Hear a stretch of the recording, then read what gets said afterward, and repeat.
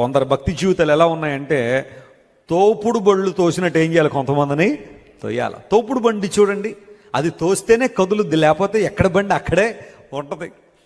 తొయ్యాలి ఎవరో ఒకళ్ళు.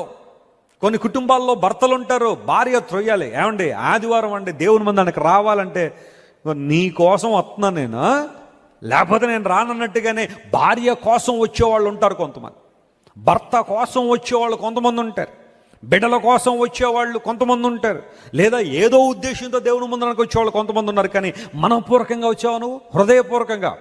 Yes, today is the day of the Lord. I must present in the house of God to worship him.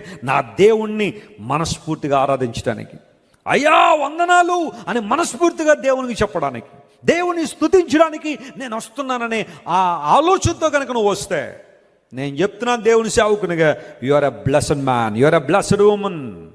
నువ్వు ఆశీర్వదించబడిన వాడవే. బలవంతం మీద చాలామంది చాలా పనులు చేస్తూ ఉంటారు ప్రపంచంలో. కానీ మనం దేవుని బిడ్డలంగా మనస్ఫూర్తిగా దేవుని దగ్గర తిరిగి రావడం, ఎప్పుడైతే ప్రభు దగ్గర తిరిగి వస్తామో దేవుడు అత్యంత బలంగా మనల్ని వాడుకుంటారు. స్తోత్రం చెప్పండి, హల్లెలూయా. జాన్ వెస్లీ అనే దేవుని సేవకుడు ఇంగ్లాండ్ దేశంలో తన తల్లి ప్రార్థన, తండ్రి ప్రార్థన, దేవుని కార్యాలు స్పష్టంగా వారి కుటుంబంలో జరిగాయి. సుజాన్నా వెస్లీ తన బిడ్డల కోసం చాలా బలంగా ప్రార్థన చేశారు. అయ్యా నా బిడ్డలు నీ సేవలో వాడబడాలని. కుటుంబ వాతావరణం అంతా దైవిక వాతావరణం కాబట్టి జాన్ వెస్లీ చిన్నప్పటి నుంచి దేవుని వాక్యం చదవడం, ప్రార్థన చేయడం, ఇలాంటి విషయాల్లో ఎదుగుతున్నాడు.